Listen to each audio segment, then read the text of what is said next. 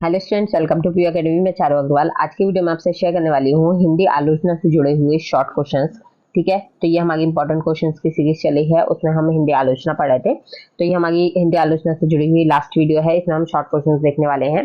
ठीक है, तो चलिए वीडियो को स्टार्ट करते हैं। उससे पहले अगर आप चैनल पर नए हैं तो चैनल को सब्सक्राइब कर लीजिएगा और नोटिफिकेशन बेल को प्रेस कर दीजिएगा, जिससे आने वाली वीडियोस की नोटिफिकेशन आपको मिलती रहे। इससे पहले की जो वीडियोस हैं वो आ चुकी हैं, वो लॉन्ग क्वेश्चन थे। ठीक है, अगर आपने नहीं देखे हैं लिंक डिस्क्रिप्शन में मिल जाएगा, जाके चेक कर लीजिएगा। ठीक है, पहला क्वेश्चन देखिए, मार्क्सवादी आलोचना से क्या अभिप्राय है? इस आलोचना पद्धति की विशेषताओं पर प्रकाश डालिए। तो मार्क्सवादी आलोचना क्या है वो बतानी है और साथ ही उसकी जो भी विशेषताएं हैं उसके बारे में बताना है। ठीक है, आंसर देखिए, मार्क्सवादी अथवा प्रगतिवादी आलोचना का मुख्य आधार वर्ग संघर्ष और अर्थ वैषम्य है। यह पद्धति साहित्य का मूल्यांकन साहित्य की तुलना पर नहीं, द्वंद्वात्मक भौतिकवाद की कसौटी पर कसकर करती है। इस प्रणाली के आलोचक की दृष्टि से संपूर्ण सृष्टि और उसका इतिहास वर्ग संघर्ष का इतिहास है और उसका मूलाधार अर्थ वैषम्य है। इस प्रकार युग परिस्थितियों के परिपार्श्व में साहित्य का मूल्यांकन करना ही इस पद्धति का मुख्य लक्ष्य है। आगे देखिए, मार्क्सवाद का दृष्टिकोण। भारत में प्रगतिवाद को मार्क्सवाद का ही पर्याय माना जाता है।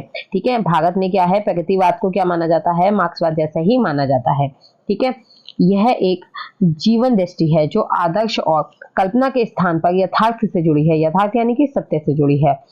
मार्क्सवादी सामाजिक, राजनीतिक, आर्थिक विचारधारा इस श्रेणी के साहित्य में व्यक्त हुई है और आलोचक भी खोद खोद कर उन्हीं मूल्यों का साहित्य में अनुसंधान करता है। पूंजीवादी, समाजवादी शोषण, अन्याय, अत्याचार और दमन का विरोध करके सामाजिक साम्य मूलक जीवन की दृष्टि से साहित्य को संपन्न करना प्रगतिवादी साहित्यकारों और आलोचकों का उद्देश्य रहा है। आगे देखिए, भारत में प्रगतिशील लेखक संघ की स्थापना से विचारधारा की साहित्य सर्जन और आलोचना दृष्टि को बहुत बल मिला है। सन 1935 में प्रगतिशील लेखक संघ के दूसरे अधिवेशन की अध्यक्षता करते हुए प्रेमचंद ने प्रगतिशीलता की एक रूपरेखा साहित्यकारों तथा आलोचकों के सामने रखी। उन्हीं सूत्रों का व्यापक परिप्रेक्ष्य में तथा मार्क्सवाद के साथ उसे समन्वित करके हिंदी की प्रगतिवादी आलोचना विकसित हुई है। यह आलोचना पद्धति बुद्धिवाद के निकट है, अतः इसमें अतिशयोक्ति, चमत्कार, अलंकारिकता आदि का विशेष महत्व नहीं है। मार्क्सवादी आलोचना में डॉक्टर नामवर सिंह, अमृत राय, रामेश्वर शुक्ल, अंचल नगेंद्र शर्मा, मनमंथ नाथ गुप्त आदि विशेष उल्लेखनीय है।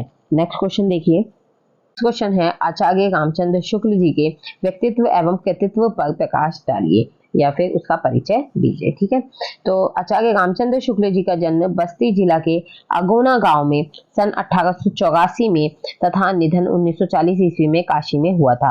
काशी नागरी प्रचारणी सभा से प्रकाशित हिंदी शब्दकोश, हिंदी शब्द सागर, ठीक है, ये नाम इंपॉर्टेंट है, याद कर लीजिएगा, के संपादन में अवैतनिक सहायक के रूप में उनकी प्रतिभा से लोग परिचित हुए। धीरे धीरे ये हिंदी के शीर्षस्थ समीक्षक, निबंधकार तथा साहित्य इतिहासकार स्वीकृत हुए। आचार्य शुक्ल अध्वंस साशी, चिंतनशील, पाखंड पंडित एवं शैगिनिस्ट इतिहास प्रेमी थे। वे बहुमुखी प्रतिभा के धनी थे। वास्तव में उनका व्यक्तित्व आचार्य के अनुकूल था। प्रखर पंडित, गहन चिंतन, तलस्पर्शी विद्वता व आदर्शात्मक उनके व्यक्तित्व के गुण थे। रसवाद के शुक्ल जी कट्टर समर्थक थे, यानी कि वो रसवाद के मानने वाले थे। कृतित्व देखिए, कृतित्व क्या होता है, उनकी जो रचनाएं हैं उनके विषय में। शुक्ल जी हिंदी के सफल गद्यकार थे। उन्होंने उच्च कोटि के विचार प्रधान मनोवैज्ञानिक निबंध लिखे। चिंतामणि के 3 भागों उनके सैद्धांतिक, समीक्षा संबंधी एवं मनोवैज्ञानिक निबंध हैं।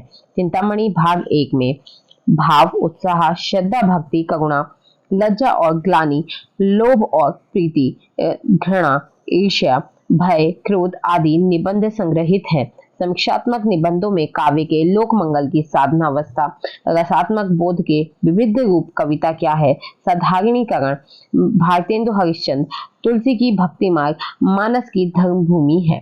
भाग 2 में काव्य में रहस्यवाद, काव्य में प्रकाशित दृश्य और काव्य में अभिव्यंजनावाद है। इन निबंधों में व्यक्तित्व और विचार, हृदय और बुद्धि का सुंदर समन्वय है। काव्य शास्त्रीय नवीन मान्यताओं की स्थापना है। गंभीर चिंतन, स्वतंत्र व मौलिक व्यक्तित्व की छाप है। यह इन्होंने साहित्यिक, मनोवैज्ञानिक, सैद्धांतिक एवं व्यवहारिक समीक्षा संबंधी निबंध लिखे हैं। विषय विविधता उनकी विशेषता है। आचार्य शुक्ल ने हिंदी साहित्य का इतिहास 1929, ठीक है, पूरा याद कीजिएगा, भी सबसे पहले व्यवस्थित व वैज्ञानिक ढंग से लिखा। आगे देखिए, उन्होंने तुलसीदास, सूरदास, जयसिंह अंथावली की भूमिका भी लंबी आलोचनात्मक कृतियां लिखी हैं।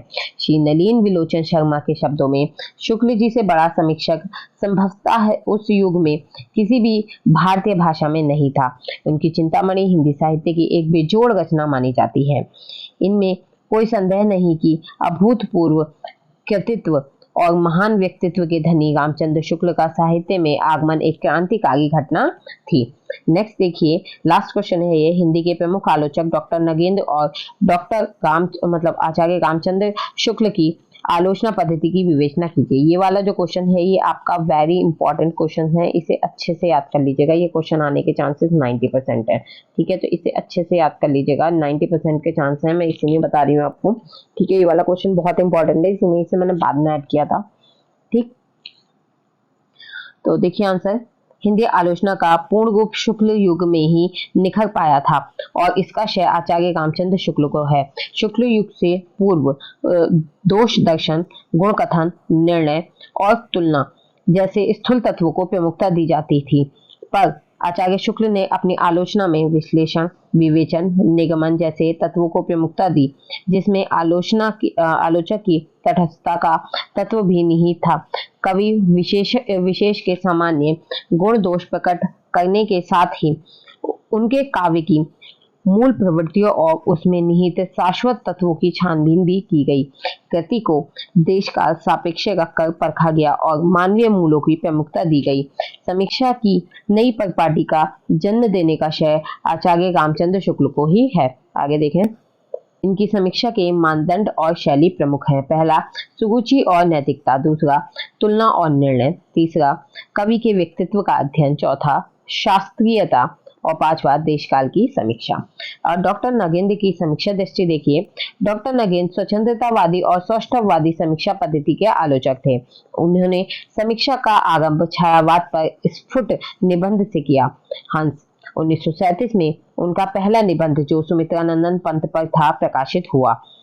छायावादी काव्य की अंतर्मुखी साधना, सौंदर्य चेतना और कलात्मकता के प्रति उनका विशेष आकर्षक था। धीरे धीरे वे व्यवहारिक आलोचना से सैद्धांतिक आलोचना की ओर आकर्षित हुए। उनके कुछ निबंधों में फ्रायड के प्रभाव की झलक मिलती है, इसीलिए उन्होंने मनोविश्लेषणात्मक व्याख्याएं की। किंतु डॉक्टर नगेंद्र मूलतः रसवादी आलोचक थे। कैसे थे? रसवादी आलोचक थे। रस सिद्धांत 1964 में उन्होंने रस का पूरा विवेचन किया। उनके प्रमुख आलोचक ग्रंथ निम्नलिखित हैं। कौन कौन से हैं देखिए। कामायनी के अध्ययन की समस्याएं, ये 1962 में आई। नई समीक्षाएं, नए संदर्भ, ये 1967 में आई। काव्य बिंब, ये भी 1967 में आई। डॉक्टर नगेंद्र ने हिंदी आलोचना को व्यवहारिक एवं सैद्धांतिक दोनों दृष्टियों से विकसित किया। इसी के साथ यहाँ पर आपकी वीडियो कंप्लीट होती है। आई होप वीडियो आपको पसंद आई होगी। वीडियो पसंद आई हो तो लाइक कीजिएगा, शेयर कीजिएगा दोस्तों के साथ और चैनल को सब्सक्राइब करना ना भूलें। अगर आपने अभी तक हमारे टेलीग्राम चैनल को ज्वाइन नहीं किया है तो टेलीग्राम चैनल को ज्वाइन कर लीजिएगा, लिंक डिस्क्रिप्शन में मिल जाएगा। और जो भी आपके इंपॉर्टेंट टॉपिक और पीडीएफ हैं वो आपको टेलीग्राम पर ही मिलेंगे। तो मिलते हैं नेक्स्ट वीडियो में नेक्स्ट टॉपिक के संग। तब तक के लिए बाय, थैंक्स फॉर वॉचिंग।